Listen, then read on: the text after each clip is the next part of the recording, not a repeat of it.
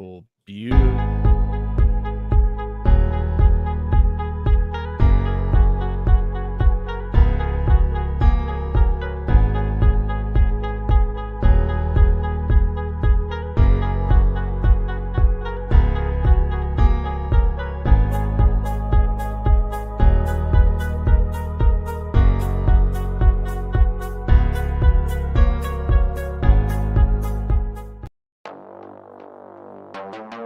And now, Pro Wrestling and Being a Good Brother present the Brothers in Kayfabe.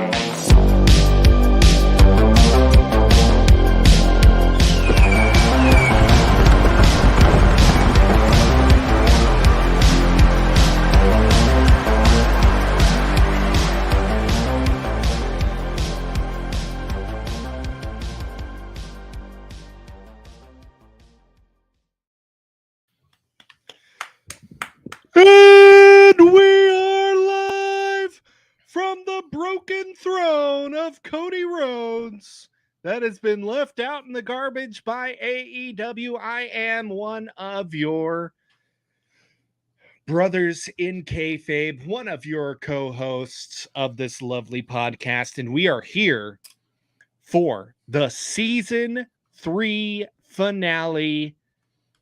To my left on the StreamYard, that is the wonderful, the Mr. the handsome Wrestling, Mr. Wrestling, Professor Wrestling, Mr. Wrestling, Professor Wrestling. I'll go by either, but it is me, Landon Jake. I missed you last week. I missed everything last week. I missed everything last week. It was a crazy week. It was Super Bowl Sunday, which is usually the night that we record. And you know sorry, I had to cough there. The Super Bowl is the WrestleMania of the NFL. It is the WrestleMania of the NFL. And then the next day was a Valentine's Day, and it was like, ooh, no hair, no flair. No hair, no flair, brother. Ooh, we already have one man commenting. Hey Rory, hope you're having a great night. Shout out to the official third brother, Roger, for stepping up and helping out with our bonus episode this past week. He's great. We like to give him crap, but you know, he's great. If you want to join us tonight, we ask 3 things: have good headphones, have a microphone, and have solid internet connection. And if you'd like to come on, PM me, comment. We'll bring you on. We'll talk a little bit. We'd like to talk to some of you that haven't been on before. And so, just join us and see what's going on. But, it was Valentine's Day. I didn't feel right for us having to neglect our wives by going in and recording. My Rams won the Super Bowl, so I wasn't missing the Super Bowl. But, yeah, Landon, how the heck have you been? I have been crazy busy. So I think I touched on it on the little housekeeping before our bonus episode last week. Man, like I went almost 2.5 weeks without a day off. It's just with my line of work, there's just periods of the years where it's like, hey, we got to do super overtime, and it is what it is. And so I was just burnout, needed a break, but things are good now. I sadly, I must confess, Jake, I don't have any wrestling in front of me because my office is still disassembled from the chaotic last 2 weeks, and I don't even have a TV in here currently. Oh my goodness. But I do have wrestling memories here in here to keep me happy, because let's be honest, the years 2004 through 2007 live rent-free in my mind 24/7. Always and forever. Probably Landon's most favorite time of wrestling history, 04 to 07. It just burned like permanently burned into my memory. But that's what happens when you become a fan. You remember what drew you in. Lando loves ruthless aggression. I do, and the numbers don't lie, pal. The numbers do not lie. I'm going to throw this out here. Throw it out there. Somebody watching, if I'm going to encourage you, if you're watching right now, I would continue to watch through the duration of the broadcast, because you or even somebody who hops on later might be getting a little pro wrestling VHS Oh, courtesy of Mr. Wrestling. I'm not going to tell you what's on it because that's the beauty of tape trading. that is the Sometimes beauty. and then other times it's like, hey, this is blank. What is it? And it's either going to be New Jack killing somebody or it's going to be Hulk Hogan throwing drop toe hose in New Japan. And knowing the man, the myth, the legend, Mr. Wrestling, it literally could be anything. It could be of his own curation. It could be something he found at a vintage store. It could be anything. So that is a big thing. How do you want to give that away tonight? I think what we're going to do is as we're just trucking along, we'll throw out maybe a couple of hashtags that can be used in the comment section. And if you comment that, we'll say it now, and maybe we'll type up a little banner or something. No, no, no, no, no. It absolutely is not that. But if I make you a custom Kane Triple H feud retrospective VHS, good evening, Mark. I will say this, Jake, I'm going to come up with a little banner with the rules of how to win this, Do and it. we'll throw it along I'm glad that we have throughout the the broadcast Ultimo tonight. Dragon of belt collecting, Mr. Mark Maggard, on our broadcast tonight. It's always great to talk to Mark, but yeah, get those rules up there. We love interaction, and we're gonna get on to the news here in a few moments. Um, but yeah, it's been an interesting week. Me and Roger touched on the whole Cody thing last week. We felt that we needed a quick turnaround video since we didn't really get to do much last week. So we talked about Cody. So we're not going to talk about Cody all that much tonight.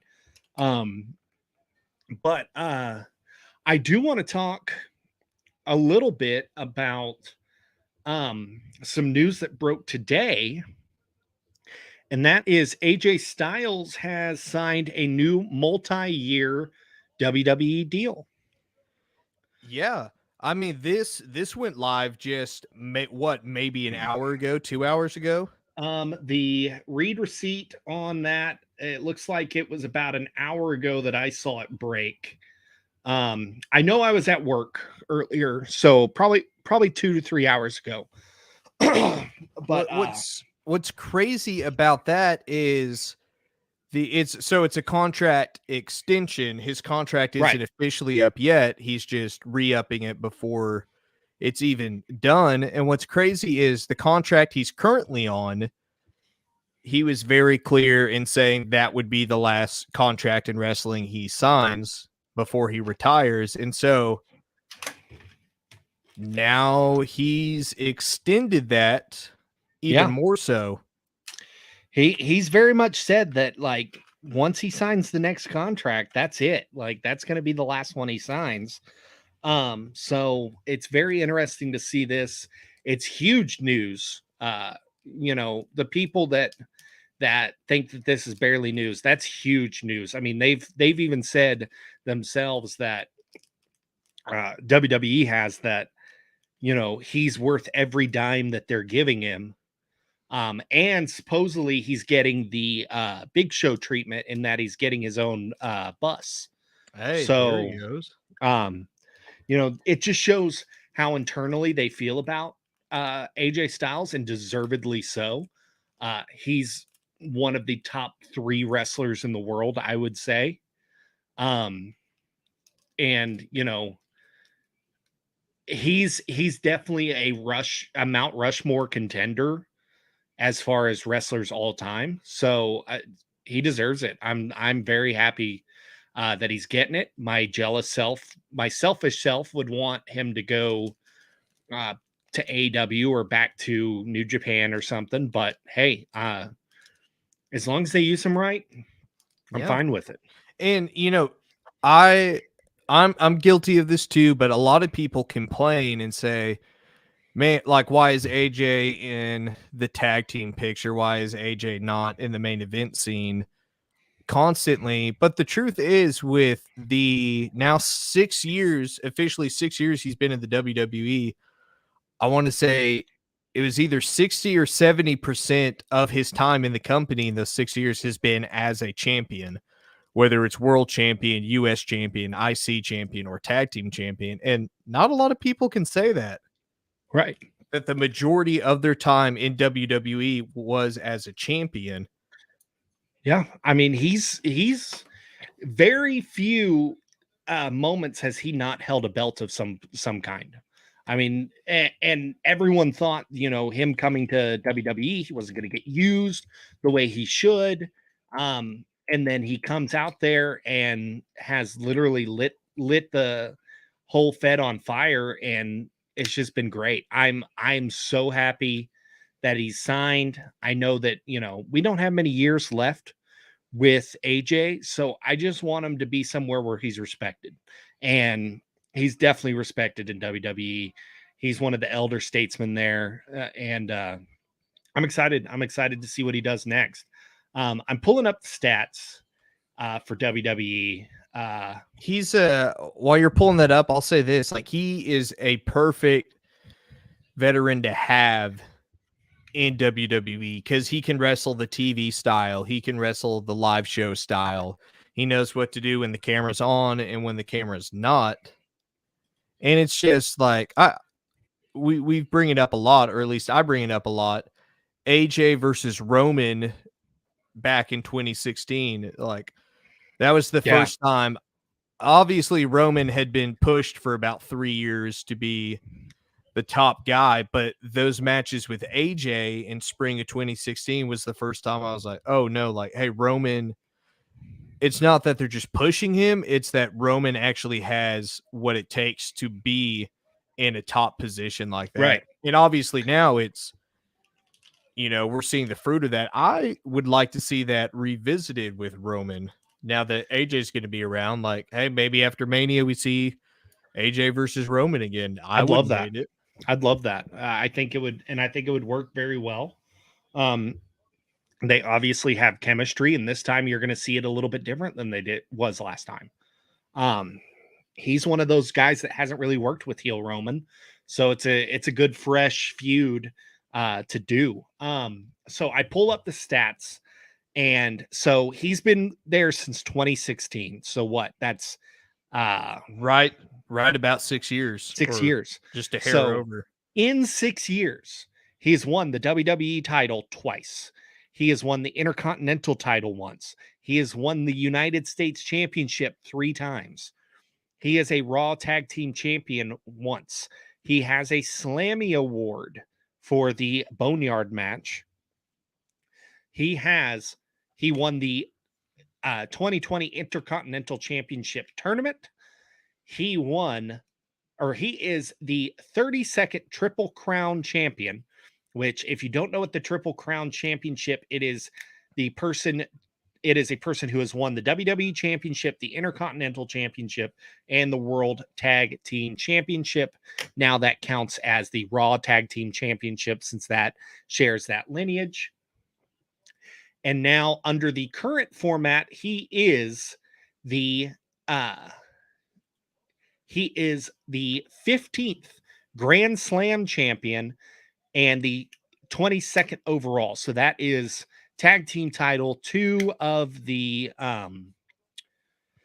undercard titles, the mid-card titles, and then the WWE championship. It's insane. It's crazy to think about. He's 2016 Wrestler of the Year under when he was under WWE. Um, you know, Most popular wrestler 2 years in a row in 2017, 2018, match of the year against John Cena in 2016, which is not a match that gets talked about enough. It was a tremendous match with John Cena. I'm over the moon with AJ Styles over there. Um, Before we move on in the news, I want to add something to your giveaway. So you're not only going to get a BIK mystery tape, but you are also going to get an Ultimate Warrior Ooh. pin, pro wrestling crate pin. That So hurt. I am going to add a caveat to that. Share the live video with hashtag BIK tape trade.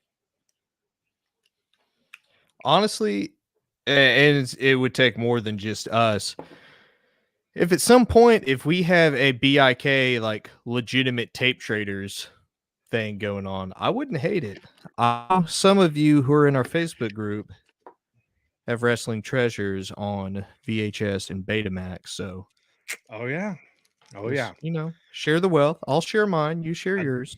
I'd love to do some old school tape trading. So I will say this, speaking of tape trading, at the beginning of the month, I just had a really good just like string of just incredible luck of finding wrestling DVDs, yeah.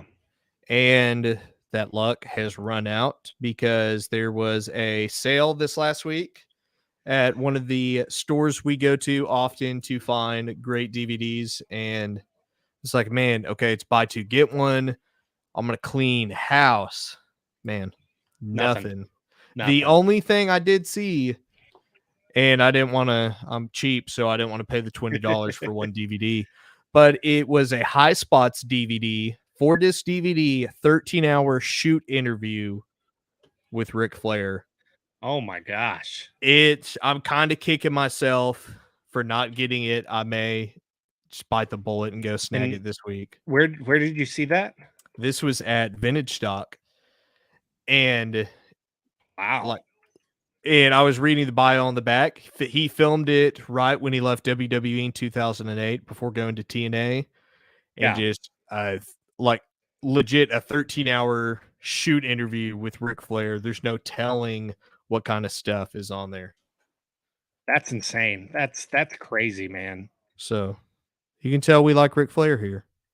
We love Ric Flair. Ric Flair is the man, and definitely love some Ric Flair. But we'll move on.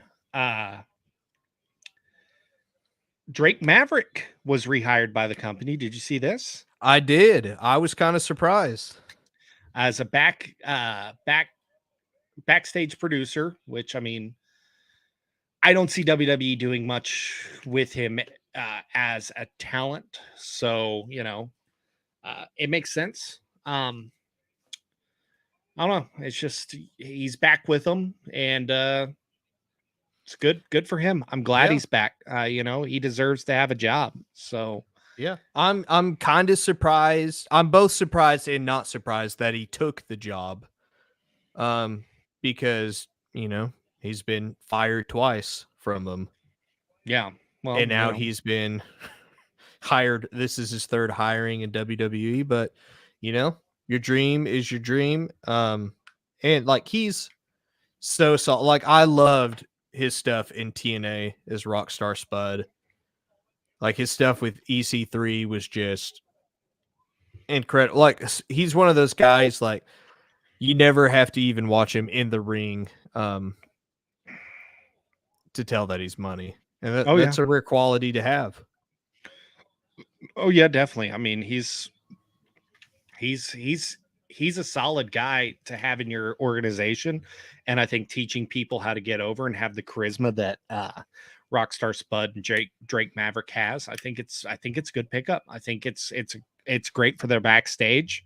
He can be one of those guys.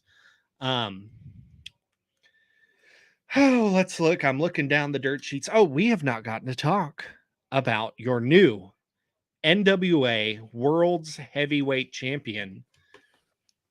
Who would have ever thought we'd be looking at Matt Cardona, the NWA 10 pounds of gold, the NWA World's Champion? Your thoughts on this, Landon? I know you're a Cardona fan, but I want to know your true thoughts on how on this whole storyline.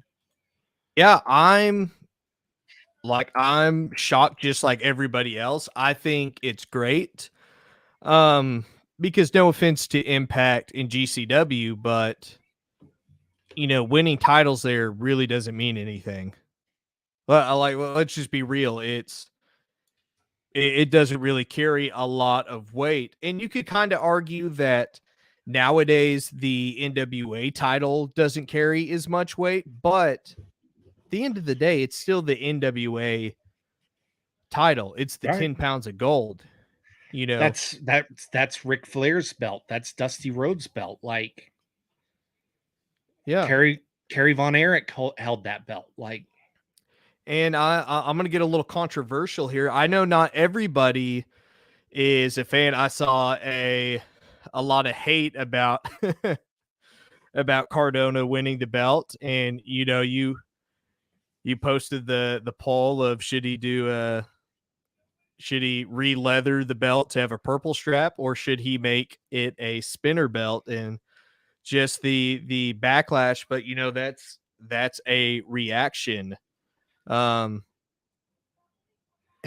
and a reaction is a good thing to get. There we go. Cody Rhodes making an appearance as a future WWE producer, because evidently anyone in the world can be a WWE producer. But back to Cardona, I think he has enough star power and he has enough equity in his name that NWA could really use him to catapult themselves back into a better right, place.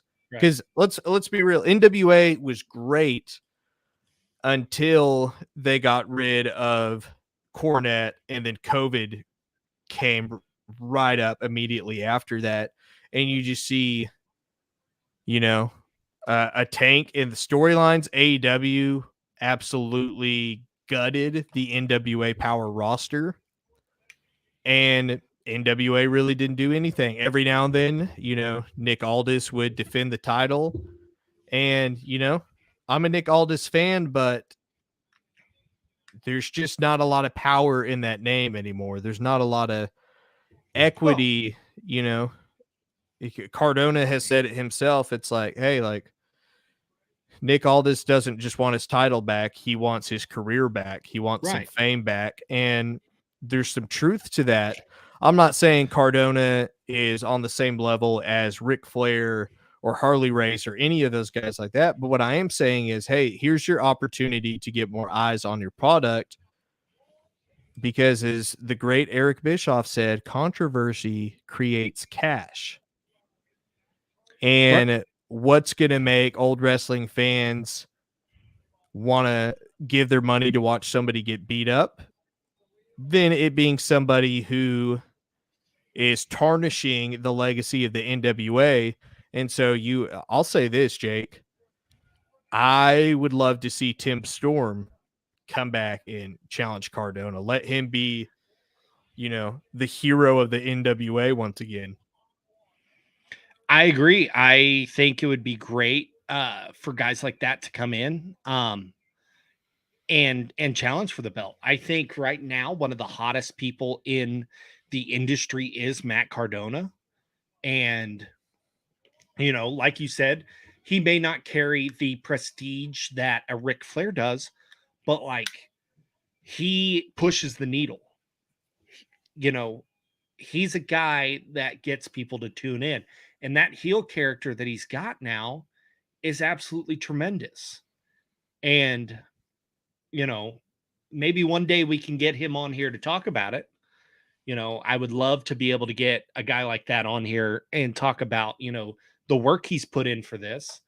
But, it's been really interesting to watch the rise of this character starting in GCW, and he has rode this success all the way to the world's title. Like, this is not just any old world title. This is the world's heavyweight title. For a long time, this was the most important belt in the industry. And now it rests on a guy that no one thought would ever reach that height. I know fans of his would say, yeah, no, I believe he could have won that title. I would have loved to see him win the title, but nobody thought he would ever be in this position. No. I People mean, go people were ahead. excited to see him win the GCW world title because he'd finally won a world title. Yeah. And now he's holding the grandest in the land. Yeah. Like arguably honestly outside of the WWE championship, like the most prestigious title in wrestling. I mean, there's no way around that. And it's one of those things to where, time will tell, was he a good choice as champion or not? Because here's the hard thing about being a wrestling fan is you want the people you like to be world champion, but the Right. reality is the people who are trusted to draw and the people who are trusted to bring more money into the company get the title. I mean, that's just, the joke was the reason Flair's a 16-time champion is because when they didn't have a top star, when they didn't have a draw, we'll put the title back on Flair. We know he'll draw. And so, I'm eager to see what happens as he defends the title and what he does with it to generate buzz and to get more eyes on NWA, because they need it. I don't ever want it to sound like I'm harping on NWA, because I would love nothing more for NWA to have a bigger platform to do what they do. Like, I would love that. So it is a feel good thing because he's one of those guys who, you can't say he was just handed it. Like, he has put in the work for it. He has put in the determination. He's smart. He's marketable. He jokes that, New York, the Federation was his developmental, but it's Right. true. Vince McMahon and John Cena taught him everything he knows about marketability and getting the big bucks versus getting the pat on the back. And so Well, I'm excited. and if he could inject a little bit of what he's done to GCW into the NWA territory, how great would that be? I'll say this. He is the only person who could get enough buzz going that the Sportatorium is resurrected. Yeah. If Cardona said he wanted to do a show in the Sportatorium, It would be they would rebuilt rebuild it right away. easily. It's just it's such an interesting time.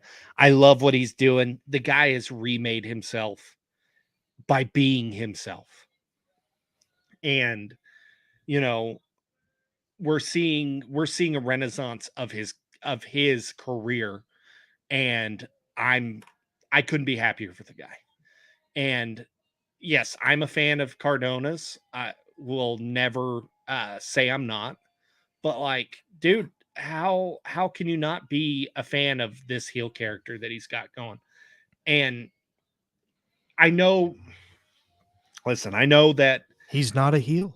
he's not a heel. He's not a heel. He's the biggest baby face in the company. He's tan, he's jacked, and he wants to make money over star ratings, and that's why everybody hates him.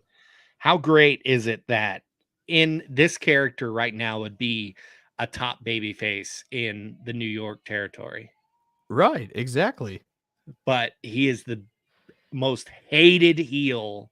We don't have to dive into it, but that says a lot about the culture of wrestling, that the Hollywood movie model guy is not the person you want. And he's right. I mean, there's nobody that's going to um a show because Nick Aldis is on top.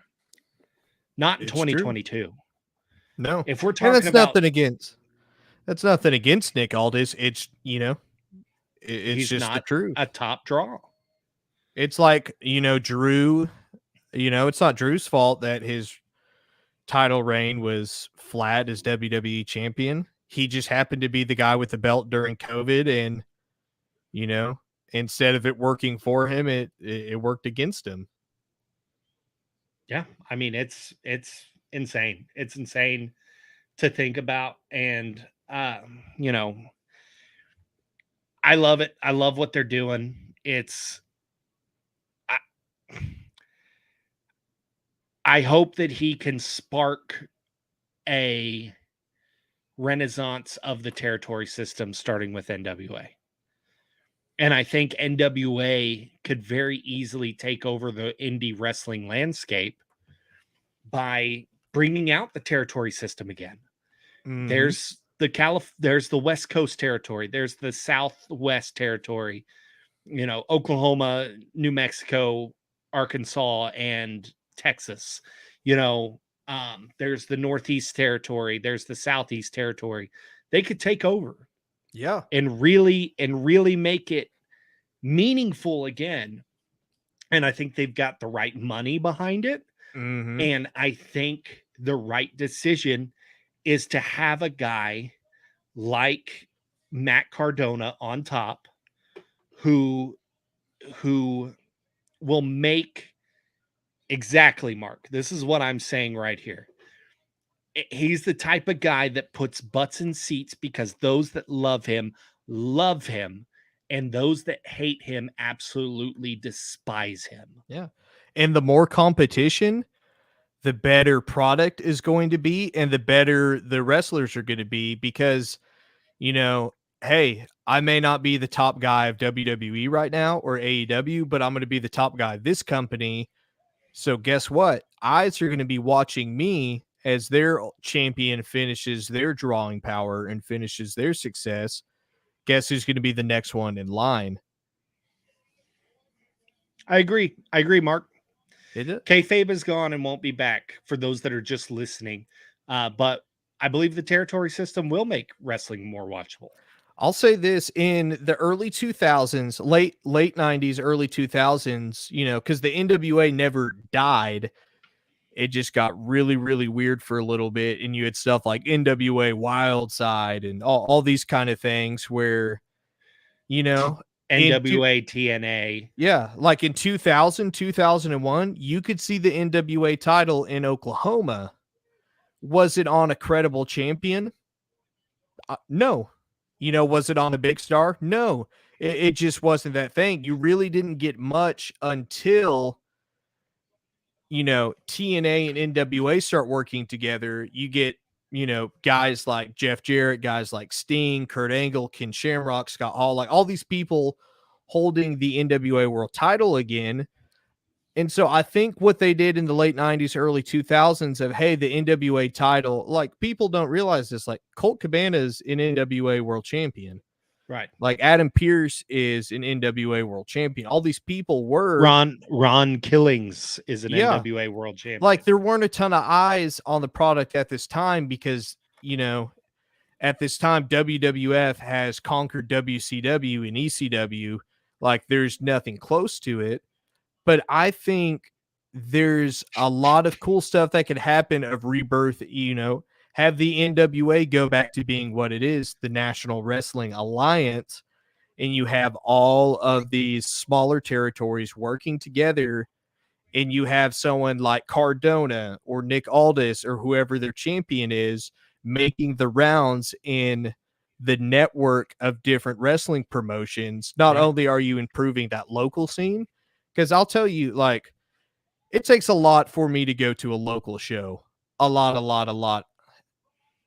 And if you I had to drag you to go see Sabu. Yeah. And the selling point was, well, I'm going to get a DVD signed by Sabu. But if you tell me, hey, the NWA champion is here and there's actual name power behind it, it's not, hey, here's this guy who, I hate to tell you, you can also see him at your local, Circle K is your champion. You can see, someone who's been on TV, somebody who does draw, somebody who does sell it out. And that's just a healthy thing for everybody. I would be super excited about that personally because you need that. I mean, Jake, what would you do if there was a local, we don't need to name any company specifically, but just imagine any local Oklahoma show. And if they're like, hey, AJ Styles is going to be WWE superstar, AJ Styles is on the card tonight. I'd be there in an instant. Yeah. Automatically, it's like, oh, hey, like that's something special because it's I not every don't day need to you get know that. who he's fighting. I don't need to know anything. Matt Cardona is on the card and he's defending the NWA world title. I'm there. Because I think we've seen it a little bit with the Ring of Honor title, but I think you need something different. I think you need something like the NWA to where hey, the NWA title is being defended in all these different promotions like it used to be. Hey, the tag titles are being defended. Hey, the North American title, the US title, the TV title, whatever other titles they want to use. Now you've got smaller promotions getting the opportunity to have a bigger star that maybe they normally wouldn't be able to have. But then also there's just that, oh, like, hey, the NWA is really hustling to develop it. Because, before, Dory Funk Jr. School in the Attitude Era, there wasn't wrestling developmental. It was you worked in territories until you were polished enough that you would get signed to one of the bigger ones with a national TV deal instead of a local TV deal. And that's why, you didn't, yes, you still had green people on local territory wrestling, but if you watch, NWA, if you watch World Class, chances are you're going to see somebody that's polished. Right. Versus somebody who's like, hey, yeah, don't worry, this guy's just learning how to wrestle. So you're going to see a lot of drop down tackles in this match. And we're talking about a situation where someone can get over and it's just by the old style of, man, our guy had him, but he just needed that little bit more. Like it was when Ric Flair was wrestling everywhere. This could work in a big way again and bring kayfabe back. And I'm not talking about kayfabe like the old days, but like really make people get behind their local champion. Mm-hmm. And I think it's great. There was a long time where the NWA championship was a joke, and it started after ECW left the territory. That was really the turning point for the title. And I'm not saying it was ECW's fault, but we had this big moment where Shane Douglas throws the title down, and then we have Gary Steele as champion. I'm not going to say anything bad about Dan Severn because the guy is a god. But what Dan Severn should have been is like he should have been Brock. Yeah. That's a whole other episode. And then it goes to it goes to TNA, and then TNA decides to drop the NWA sanctions. And then it bounces around the indies for a while. You have Adam Pearce hold it, Colt Cabana, Rob Conway is a 2-time NWA champion. Like, there was a period of time where it meant nothing. And then Tim Storm wins it under Billy Corgan. Then he loses it to Nick Aldis. And at that point, NWA championship is probably the biggest it had been since the 80s. Yeah. Defended on All In, won by Cody Rhodes. The rematch was one of the most hyped matches of the year. And then Aldis goes on to hold it for 1,000 days. And then who would have ever believed Trevor Murdoch was going to hold that title? Right. Yeah. And so then you have that. And then on top of that, then you have Cardona taking the title. We're on a renaissance for the NWA title, and I love it. that's all I'm going to say to the end of that discussion is I'm loving where they're heading, and I hope we get a lot more of it. Me too. I'm excited to see what the future of it is. And we've talked about it on the show. They could really make it a territory system again, and simply they could make it that way by holding tapings in different states. Yeah. You Like know, it's like we dove deep into that not too long ago about holding a month's worth of tapings in Oklahoma City and Tulsa, then moving on. yeah. What were you getting ready to say? I Sorry. was going to say like there's nothing wrong with doing the tape TV method. I think people are so used to having live TV that it's weird to like it almost makes tape seem secondhand, Oh, but you still get to have the same experience as long as the Meltzer marks don't leak everything. well, It's still you it's can still take it fine. the Lucha Underground route and make you to buy a ticket. You are signing an NDA, Hmm. and it's a little extra step, but hey, like It worked. you can hold them legally responsible for leaks, and now can they prove who it was? It's going to take a lot to find that out, but it at least keeps the honest people honest. So but that was the news. I want to get on to an actual discussion. We've gotten on a really good discussion here about the NWA. um we've got the renaissance of the NWA, now the renaissance with world class. I want to talk about, we've discussed a little bit about this before, absolute points in wrestling history. Things that if this certain thing happened, wrestling goes on a complete divergent timeline. And I brought this up a little bit to Landon, and I've not really uh, expanded on it. So he's going to hear my full thought process on this. So I'm going to give my example, and then I'm going to throw it over to Landon after that for his thoughts, and then maybe his absolute point in wrestling history. So for an absolute point, it is a thing in a timeline that has to happen or it will cause a branch. So your timeline's going like this, something happens that's wrong and the timeline branches off this way. It's a scientific thought of alternate dimensions and alternate timelines. And I was thinking about Stone Cold Steve Austin the other day. Mm. And uh, you know, what year was it that Owen Hart dropped him on his head? Was that 96? 98, When I think. Let me double check. so this all starts when Stone Cold gets dropped on his head by Owen Hart. And Stone Cold has just hit his peak. Hit like the really start of his peak. SummerSlam 97. 97. Okay. And he had a bruised spinal column and partial paralysis. And he's historically had neck problems, big problems with his neck. And that's why he retired so young. We think of Austin as an old guy, but like he would probably still be working if not for his neck problems. He probably would have been right there next to The Undertaker, at least being an on air character, even in part time, until, at least within the last decade.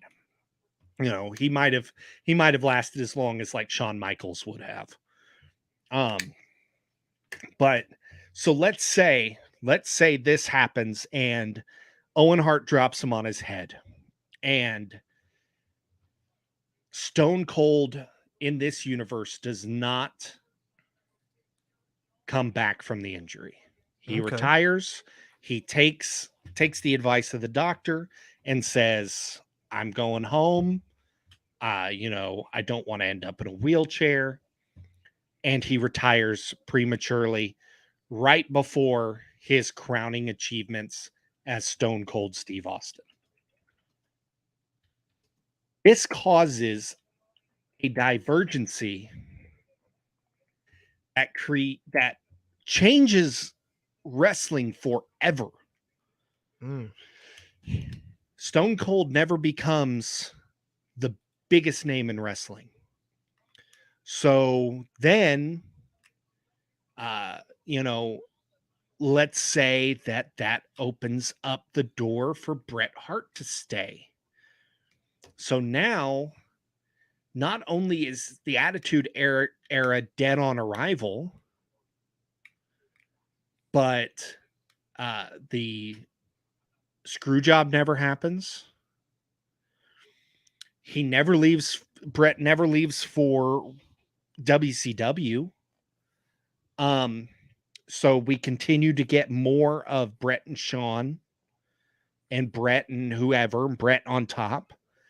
And I think with this timeline, I don't think The Rock gets over like he did because Stone Cold was that perfect foil.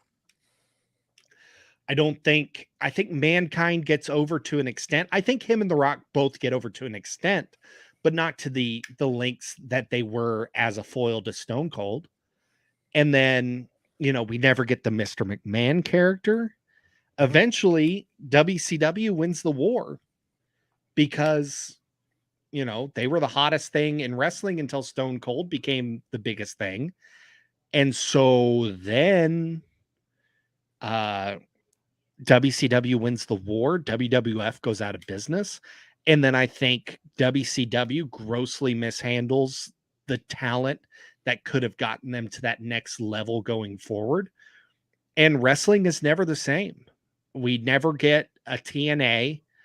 We never get, ROH as it is now. It all becomes, the movie, the wrestler level indie shows. And it's just never becomes that permanent zeitgeist in popular culture that it has been since the late 90s. And it's a strange universe that we're talking about. I consider it the darkest timeline because without wrestling, like, I would have never been best friends with Landon. Like, I would have probably never met our good buddy Roger. Like, it changes things permanently. And The Rock never becomes a superstar movie maker. John Cena never becomes a huge star because I think WCW grossly mishandles both of them. If they even find John Cena, or let me rephrase that, if they ever use John Cena, because he was at the power plant for a little bit. So then we never get the Suicide Squad as it is now. We never get Peacemaker. We never get the John Cena memes. There's just so much popular culture that's no longer there if Stone Cold legit gets hurt and never can reach his peak.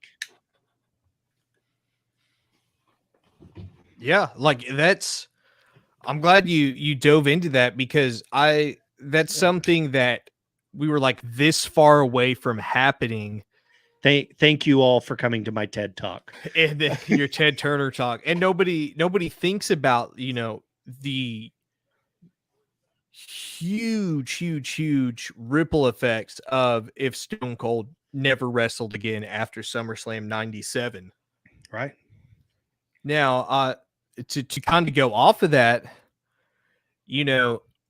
a more specific, just something that popped in my head while you're talking about that, a more specific thing that picks up with there not being Stone Cold is you don't have, like, Stone Cold is still over in 97, but to put it in perspective, we haven't had WrestleMania 14 yet. Yeah. We haven't had WrestleMania 15 yet. In 97, still, like, Stone Cold is still becoming Stone Cold because you had WrestleMania against Bret and Survivor Series against Bret. And now SummerSlam with Owen here. we're not super into Stone Cold being the cool heel, being the cool bad guy. The badass anti-hero. Yeah, being the guy that people wish they could be. You know, one of the reasons Stone Cold got so popular and the reason Mr. McMahon got so popular is how many people wish they could punch their boss out or flip their boss off or, you know, trash their boss's car and stuff, but you can't because you'll go to jail.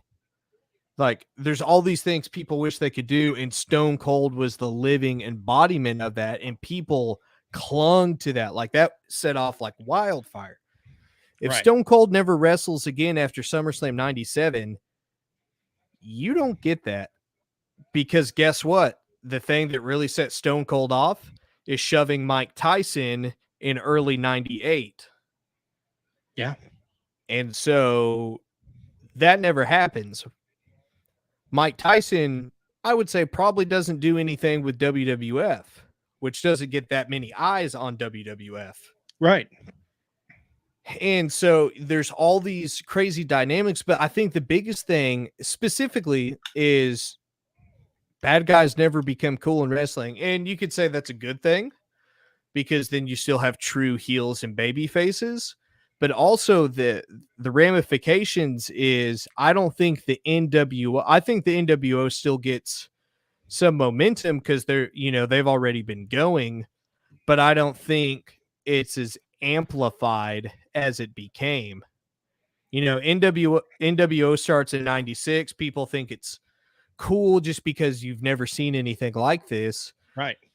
but they don't have, I think you, as cool as NWO is, you still see them kind of as heels. You know, they're still beating up wrestlers. They're still defacing property and doing all this stuff. It's not like the boss is the real bad guy. It's no, hey, the NWO is just ruining everything.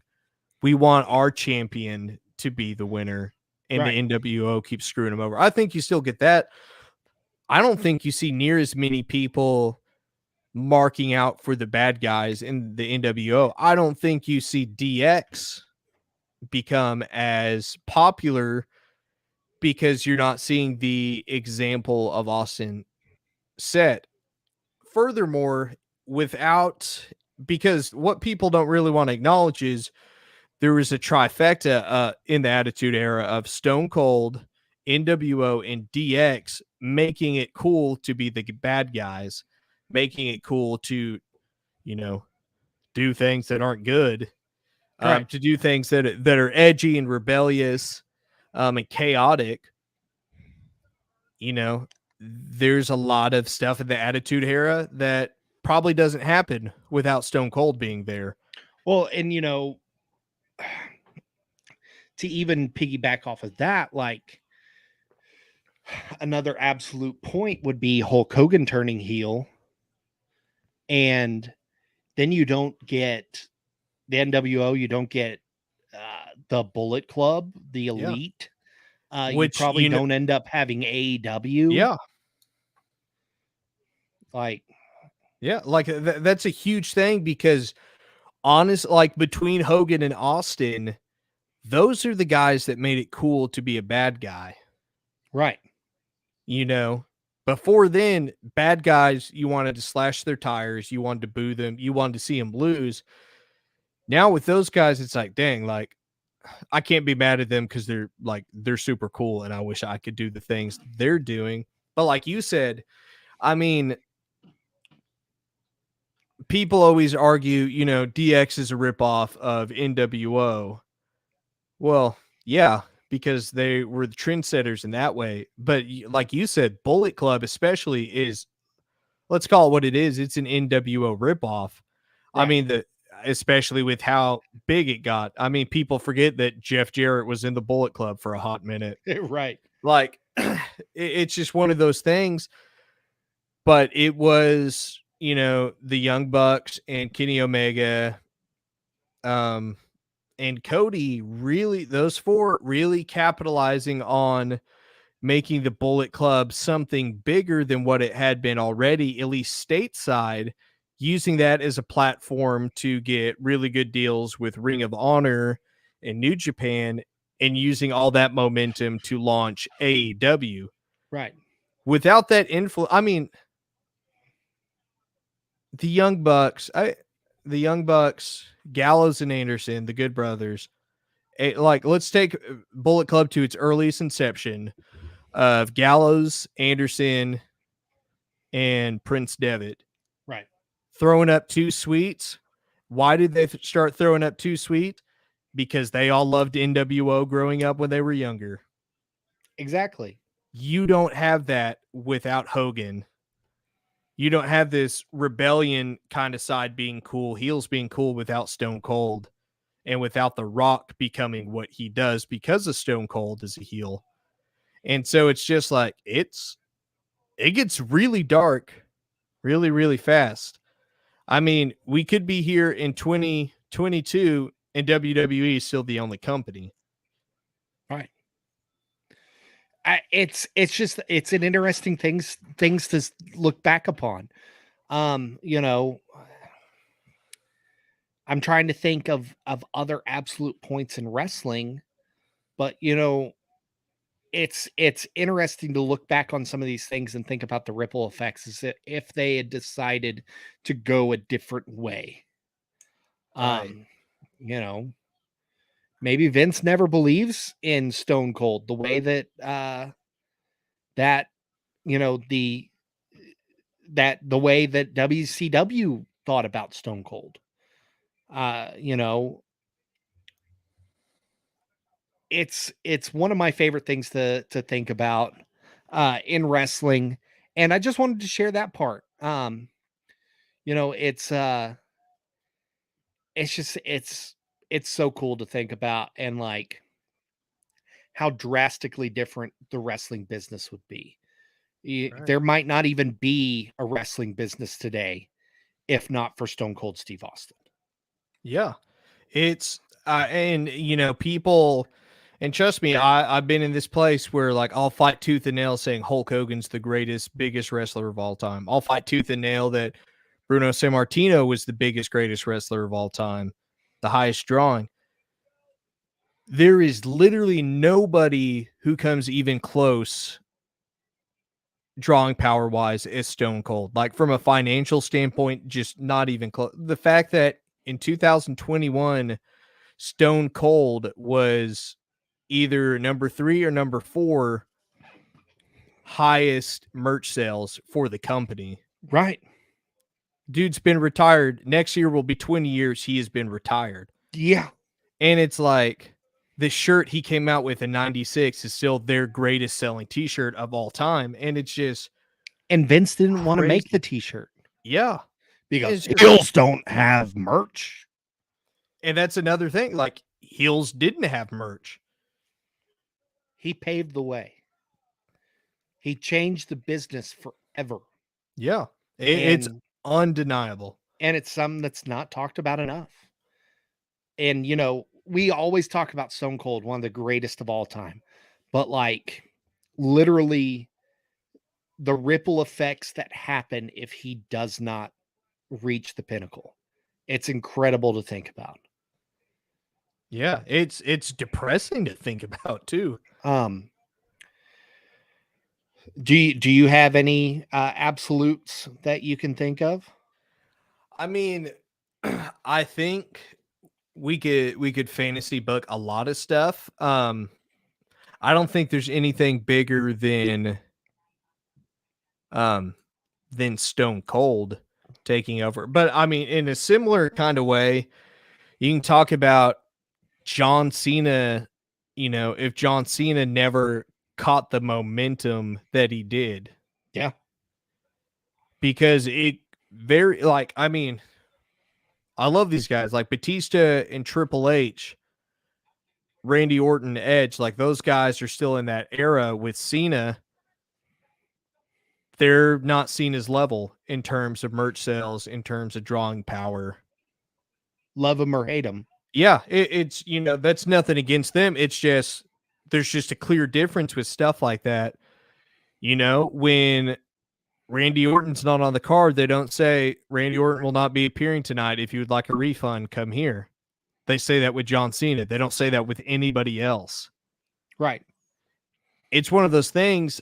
I think WWE takes a harder nosedive than they have right now. If there was nothing between Stone Cold leaving in 03, Cena picking up momentum in 05 until Roman, Yeah. because we saw Brock caught a lot of momentum and was gone in 3 years. Yeah. Now he's been back longer, and I think he's finally where he should have been during his first run had he not left. But it's just a really depressing thing to to To talk think about. about. Yeah. Yeah. Um for those of you watching, or for those of you listening to this, if you're listening to it Wednesday morning and beyond, let us know on our Facebook page, Brothers in Kayfabe, what are some of those absolute game changers, those timeline altering moments in wrestling where, hey, if this doesn't happen, then none of this other stuff happens. I mean, there's another deal. Uh Stone Cold doesn't happen. We never see Brock Lesnar. Brock Lesnar never becomes a UFC superstar and a needle pusher. Yeah. So it's a thought. It's just a great thought to have. Um, we'll talk a little bit now, if you want to, about WWE, blood for oil in a steel cage, or as they like to call it, elimination chamber. Um, Hey, in Saudi Arabia, they really mean the elimination part. yeah. We have shared no, we have not been kind about the Saudi Arabia shows on this show. Not a And big fan of that. and I'll say this, because it needs to be addressed. I mean, we can't be surprised by $1 billion company doing things like this. I mean, it's that's how you make money, is you go where the money is and not where the more morals are, or the ethics. I'm not going to quote the whole thing because it's a little controversial, but Jake, you and I have talked off air about Ricky Gervais at the Golden Globes, Right. and there's a moment from when he last hosted the Golden Globes where he talks about, hey, come up here, get your award, thank your God, and then shut up and leave. Don't stand up here and say political stuff, because, and he's addressing Hollywood at this point, right? He's addressing actors. Right. He says, you get up here and you say political stuff and you advocate for this, but then you're eager for all these film production companies that do horrible things, or like Amazon, Disney, and Apple, using sweatshops and all these things. But it's okay; they have a streaming service, and I want to be a part of that.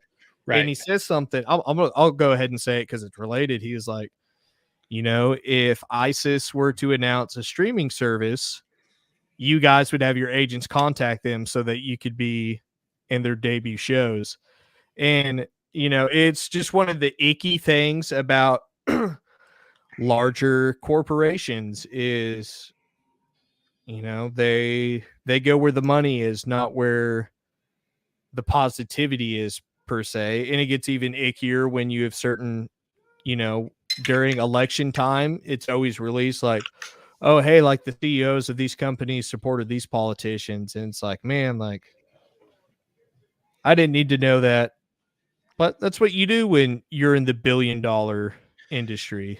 Well, You, I mean, we lost out on a sale at work the other day because a guy didn't like who farmers supported in the last election. Like, okay, sorry. That has nothing to do with me.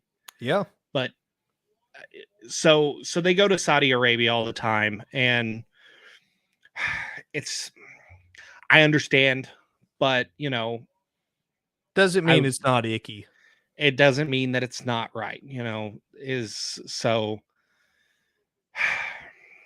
I don't know. It's just it's it's not my thing. And I usually don't watch the pay-per-views because usually they don't mean anything.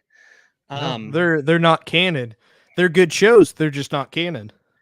and so but this one meant something. Like this is a normal pay-per-view and they decided to throw it over uh to Saudi Arabia. So You um mean you've never seen Braun Strowman defend the greatest Royal Rumble championship on Raw or SmackDown before? he is the reigning non-defending champion of the greatest Royal Rumble belt. And For yeah, 3,091 million days. yeah, how long has it been since then? 2018 was 2018. whenever that went on, and this is supposed to go on for what, 10 years, I think. Yeah. um Apparently it's part of a diversification of Saudi Arabia. It's a reform program, and Yeah. so they're doing wrestling shows. They're And trying to, because I know some people in the oil industry who have gone over there a lot, and but they're like, it's crazy how much they're trying to westernize it. And, it's like the facade, they're trying to do a really good job of like, oh, hey, we've changed. But then you look beneath the surface and it's like, a women's wrist is not allowed to be seen. Like, you see Charlie Kelly swinging an Alibaba sword, right. you know, it is what it is. We might have to talk about Always Sunny after this is over, because I've been watching some of the new season, and It's so good. Shelly Kelly might be one of my favorite character names of all time. Shelly Kelly. Shelly Kelly. Well, But speaking of Shelly Kelly, you've got Kelly Kelly real nowhere on the card, real but quick, we brought up Greatest Royal Rumble. Did you know that this has a very big appearance in this show that has a lot of meaning to WWE? no. This is the final appearance of Chris Jericho in WWE. That's right. That is true. Because he was supposed to have his casket match with Undertaker. Yeah, and he wrestled on the card, but I can't remember what he was in. He was just in the Rumble, I'm pretty sure. Was he in the Rumble? Yeah, because he was supposed to face Undertaker, but he did the Omega match, and so as punishment, he got pulled from the Taker match. Chris Jericho was 50th in the Rumble. There's no telling how much money Jericho was going to make in that Taker match. Right. But anyway, on to Kelly Kelly. Go ahead. Well, I was just going to say, speaking of Kelly Kelly, she's nowhere to be found on this card, but Lita is on this card, and I'll say this: you'll say exactly, as you see somebody's mom dressed up like a Paramore concert attendee, just rocking out. But the response to Lita there, I don't know if emotional is the right word, but it's a lot more special than I think any of us thought. Yeah. For a couple of reasons. One, like, Lita kind of made it seem like, hey, I don't have any plans for wrestling again after this show. And so she's giving a proper, if that was her final match, then she got a heck of a send-off compared to her original retirement in 07, I believe it was 06, 07, which was not good. Crime Time was having the arena chant that, she is a, let's say, if you're playing horse and you haven't got to the S or the E yet, that's what Lita is. And just treating her like garbage, but that was the culture at the time for WWE. Absolutely. And so it's really cool for Lita to get the credit that she deserves. Yeah, for being a pioneer. Trish got it a couple of years ago. Why can't Lita get it too?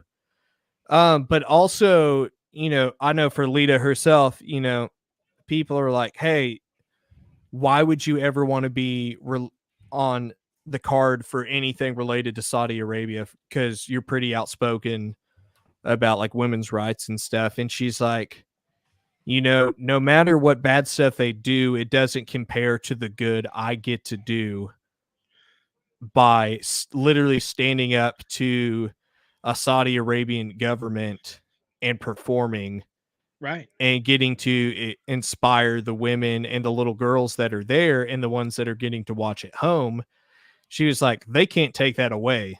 You know, Right. they are still probably going to be bad people, but they can't take away that inspiration and that hope for change. And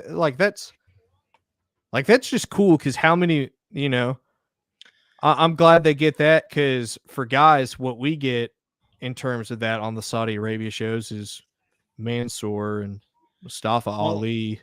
and think about it this way, when they first started going to Saudi, I don't think they did women's matches the first few shows. Because they were outraged when I can't remember what the first match was. They were outraged that it was advertised, so they pulled it. And then the first one was Natalia versus somebody because during Natalia's entrance, they're like chunking water bottles at her Right. because it's like she shouldn't be out there. So like And a lot has changed. I will give WWE this. They have doubled down on the women's wrestling on their Saudi shows. Because this one had had three women's matches on the show and had 1, 2, 3, 4, 5, 6, 7, 8, 9, 10, 11, 12 women's wrestlers on the show. To think a few years ago that they would even attempt to do a women's elimination chamber match in Saudi Arabia, unheard of. No, it you would just never see that in a million years. So I think they are affecting some change there, and I hope that's the case. And I hope WWE keeps doubling down on that. That is something that I will give my hat. I'll take my hat off to WWE on doing is bringing the women over there and making their matches important, and you know putting them in front of an audience that normally would throw water bottles at them. Yeah. It's going to help the culture change. Yeah, and it's Now, not, people can't argue that, well, you're just putting people like Natalia or Eva Marie out there who don't really mean anything. It's like, no, like you had the biggest names in the women's division there. You had Ronda Rousey there. Like right, that's huge. you had Alexa Bliss make her in-ring re-debut after a year of being gone. Yeah. Uh, She you even know, had her little swing inside the pod. yeah, I loved that. I loved that a lot. But I think it starts with this. I hope that one day they can be able to wear what they want to the ring. Instead of, if a man can come out there in basically underwear, then the women should be able to show their arms. It is 2022. If ISIS is listening, they're probably owning in on my apartment right now. But, hey, screw those guys. To quote Vern Simmons, if the men can show their bodies, the women can show their feet. There you go. Thank you, Vern. Rest in peace. I hope wherever you are in the universe, you're doing okay. I've seen rumors that Vern was one of the planes held up on the tarmac and has yet to be released. And that was 2019 that the planes were stopped on the tarmac. That's been since 2019. I think so. Either early. Yeah, because it was right before the big release in 2020. Yeah. So Vern, I don't think we can save you, but maybe we'll have a fundraiser one day. I'll say this, Jake. We don't need to break down the whole card, I don't think, but were you expecting the men's elimination chamber to be that good? I will say this: the elimination chamber was excellent.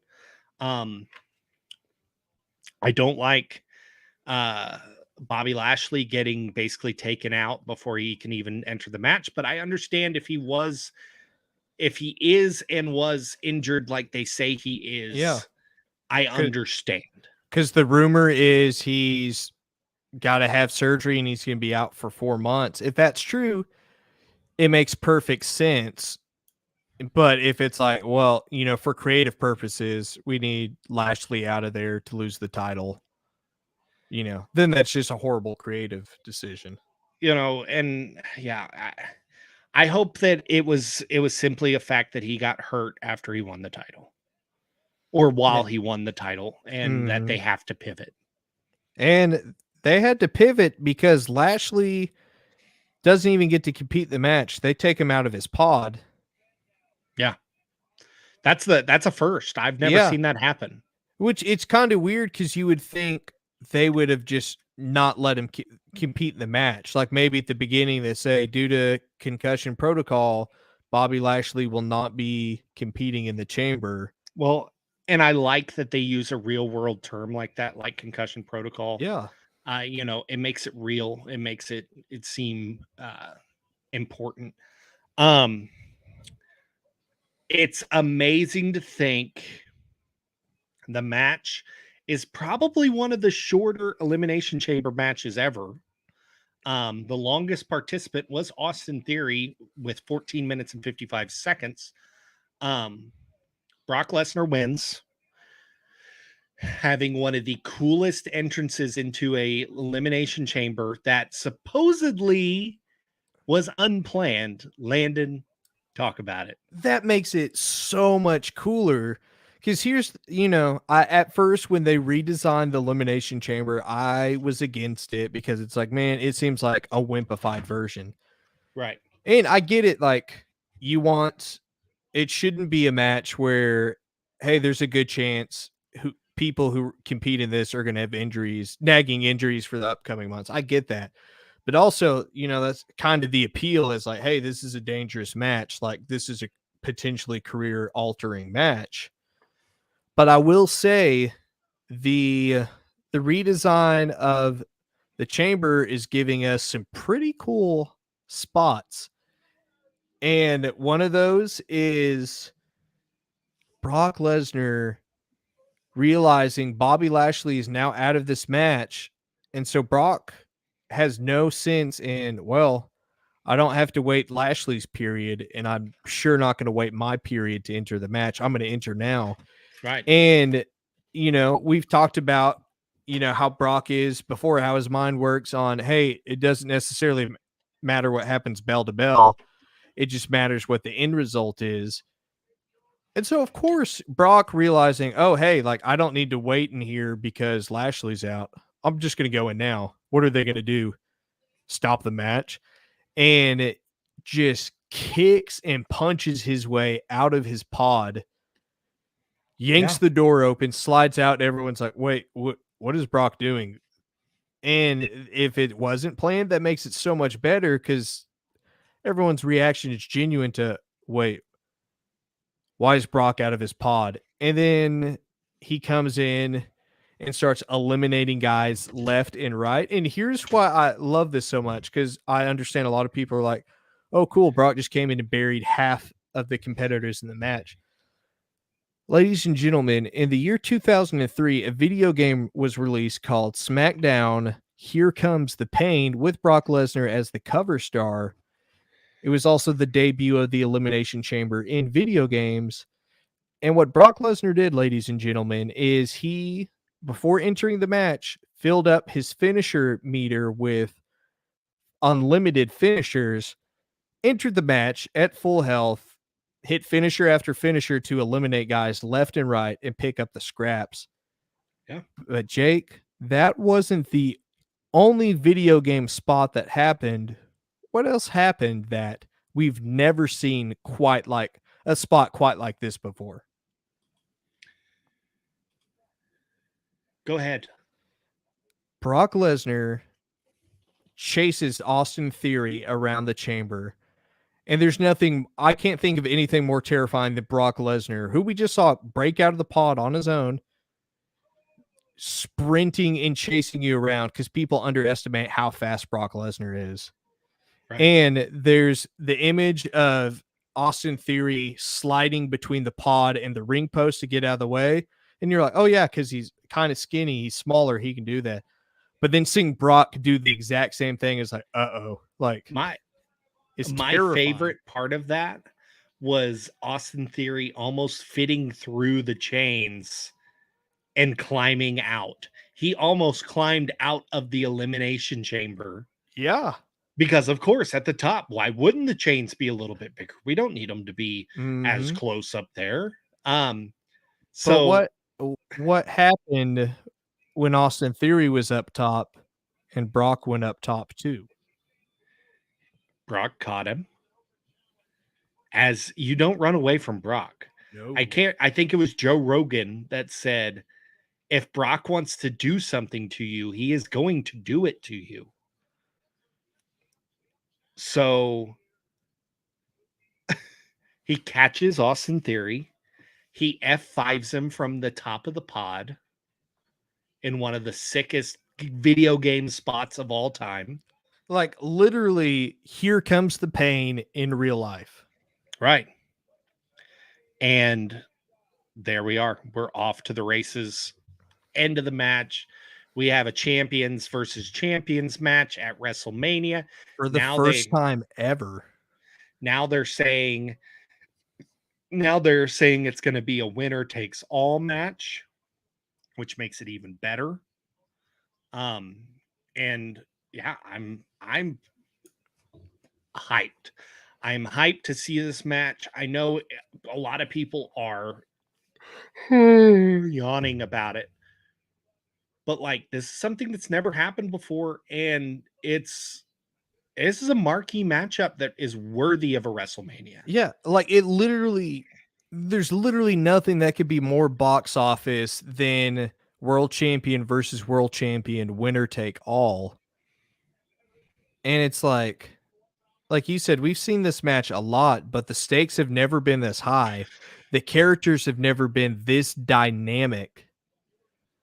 Like this is a big money match. And we talked about this a couple of weeks ago with WrestleMania predictability. It's just part of WrestleMania season, but it's like you expect there to be those big marquee matches. Right. You expect the biggest names to be in the biggest matches. I wish, the people I like the most would be at the top of the card and in the main events. But we have to it's the Super Bowl. The team, I love the Steelers. The Steelers aren't always going to be in the Super Bowl, Right. For the people that, I don't know why, they like the Cowboys probably aren't ever going to be in the Super Bowl again.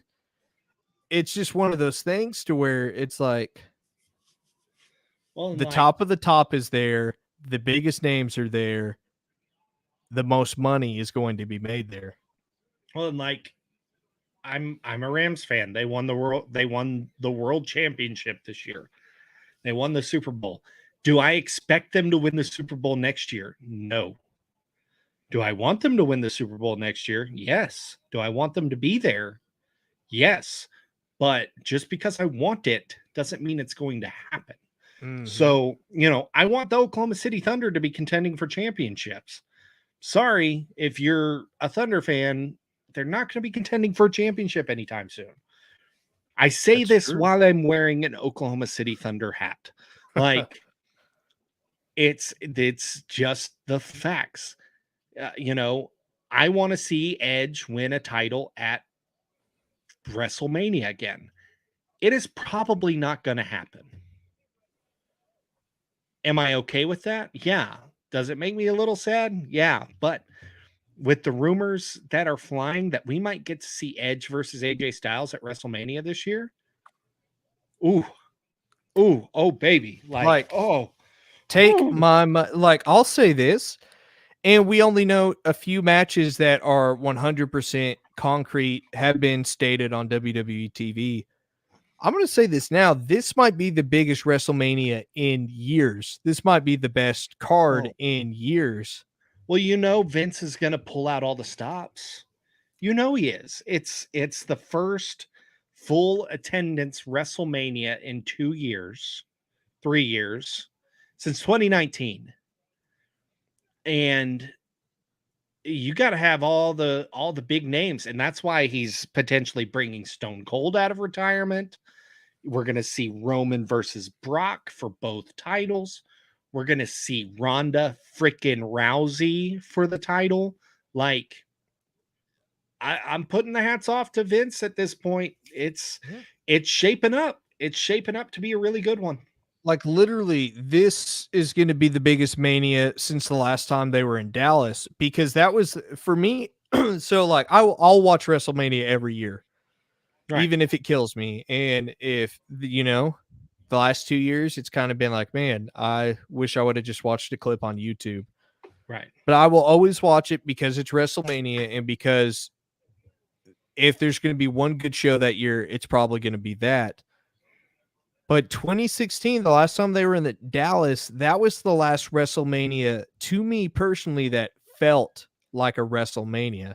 Yeah. Has there been some great moments over, You bet it. with the ones that followed? Yes, but from start to finish, that 2016 card is like, hey, this almost this doesn't feel like real life. It feels surreal. Well, and let's just look back on that real quick. Zack Ryder wins the Intercontinental title in the ladder match, fulfilling a boyhood dream of hearing his music at WrestleMania for the first time.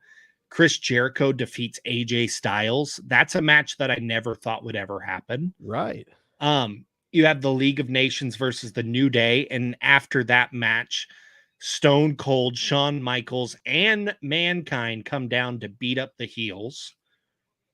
You have Brock Lesnar versus Dean Ambrose, something that will never happen again in a no holds barred street fight. When would you ever think Brock Lesnar would be in anything other than a straightforward type match? Right. Charlotte defeats Becky and Sasha to crown the inaugural WWE champion. Undertaker and Shane McMahon. Of course, Baron Corbin winning the Andre the Giant Memorial Battle Royal, which we all loved. Back when he had hair. The Rock has an impromptu match defeating Eric Rowan. And then Roman Reigns and Triple H for the WWE title. Like, it's a stacked card top to bottom. Right now, we're shaping up to that. We've got Becky Lynch and Bianca Belair. They both can go. I think that's going to be a great match. We've got Charlotte Flair and Ronda Rousey. That's going to be a good match and a marquee star. Brock Lesnar and Roman Reigns. We've talked about it. It's officially a winner take all match. Edge is doing an open challenge, which I think that is going to be answered before we get to Mania. I think so too. The Mysterios versus the Miz and Logan Paul, which, am I excited to see Logan Paul? No. But does he move the needle towards WWE? Absolutely. And I like that they're bringing him in as a heel. That makes more sense. Yeah. Instead of, hey, we're going to bring him in as a baby face, right? Right. And we're building up to a good card, and I'm excited to see what's next. I don't think they're going to sign an AJ Styles for a supposed $3 million a year plus a bus and not have him in a marquee matchup. We know we'll probably have the battle royal. We'll probably have a battle royal both nights. We'll probably have the women's battle royal one night and the men's the other night. There's always those great matches, and I think this WrestleMania is not going to be anything different. Exactly. I'm freaking pumped for this. Like it's going to be good. Right. And I think it's what the world needs. I think the WWE needs it. There's rumors of them reconfiguring what WWE looks like after Mania if there's one title. Does this alter the way Raw and SmackDown are split up? I think anytime there's freshness, it's a good thing. I've always thought this, that you can have two brands, but the champion works both brands. Yeah. Well, that's whenever they first did the brand split, that's how it was until randomly out of the blue, Eric Bischoff is like, you know what? We need a title here on Raw. And crowns Right. Triple H world champion. But I mean, in 02, when they did the initial brand split, what was crazy is just how it was set up, because obviously some titles were on some shows, and they, in 2002 they end up doing the WWE tag team titles so that SmackDown and Raw both have their titles. But so Triple H was undisputed champion, and Jazz was the women's champion in 2002 when they did the first brand split and draft. Right. And the thing was they were ineligible to be drafted, and they had to defend their titles on both shows. Which is how it should be. But all the other champions, like Hardcore Champion, Intercontinental, and Tag Champions and Cruiserweight, could be drafted. Another cool thing, and the only other time we've seen it mentioned is with Brock, since he's been back since SummerSlam, is Stone Cold in 2002 was a free agent, so he could not be drafted, because as a free agent, he could go to whatever show he wanted to at any time. Right. Which I like that idea. I think for bigger stars, I mean, it makes perfect sense to have John Cena and Brock be in that role. I agree. I totally agree. So all to say, we give WWE its fair share of crap, and deservedly so. They've put on a lot of crap, but we're shaping up to have a really good WrestleMania. One name that we haven't mentioned yet that's most likely going to be in a really good match is going to be a Drew McIntyre. You're going to it's shaping up. It's shaping up to be really important, and I'm excited to see where it goes. Me too. It's just feel good when wrestling is going good, when cards are looking good. Right. It's just good. So we'll end that talk with that. Landon, it is now time for our wrestlers of the week. And who do you got for me this week? All right. This one's coming out of left field, okay? But I've got good reason for it, so just trust me, or I'll mass transit you. That's all I'm going to say. My wrestler of the week is Mass Transit. I'm kidding. My actual wrestler of the week is none other than one of my underrated favorites, Mr. Norman Smiley. Oh. So that is out of left field. Like, he did so, like, people don't give him credit. Like, Norman Smiley, I want to say, I don't know if it was CMLL or if it was AAA, but technically, like, Norman Smiley was one of the first modern African American world champions, because he won the world title in Mexico before Farouk won the WCW championship and all that. But my favorite stuff that Norman Smiley has done is in WCW, he was just ridiculous. But here's just a couple of examples of the stuff Norman Smiley did. Terry Funk versus Norman Smiley versus Shane Douglas on an episode of Thunder. Like, how is that not, like, how do you not love that? How crazy is that? But my favorite absolute match is Norman Smiley. I can't remember what show, but Norman Smiley versus Ralphus, Jericho's security guard and WCW truck driver, for the Hardcore Championship. And Norman Smiley is wearing full football, not just football pants and a jersey, but full pads underneath to keep him safe from weapon shots. I love it. I love it so much. My wrestler of the week is not that far off, and I believe this is someone that I have used in the past, but it's Brock Lesnar. He is the guy. The only other person that was in contention for this was Matt Cardona. But Brock Lesnar, he is on the ride of his career right now. This is one of the best runs he's ever had. Like it seems like for the first time in his life, he's enjoying his career. Well, and he said in an interview with Pat McAfee that this character is the closest to him in real life. I feel like we've seen Brock Lesnar for the first time. We've seen who he is, what he's like in real person. He talked about his bouts with anxiety, that he has anxiety problems. Brock Lesnar has anxiety problems. If Brock Lesnar has anxiety and makes it through, guys, if you have anxiety and you have problems, you can make it through. Right, exactly.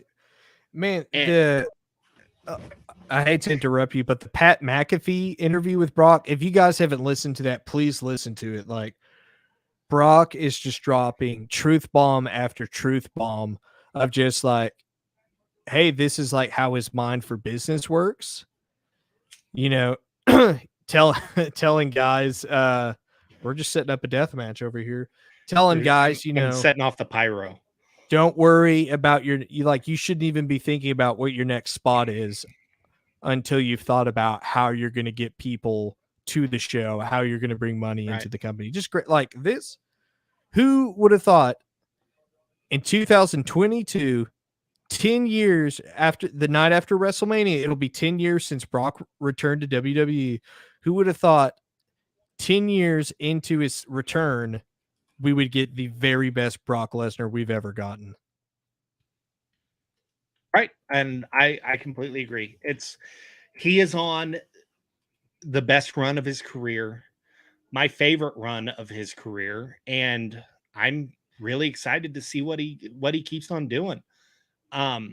It's just been incredible to watch. And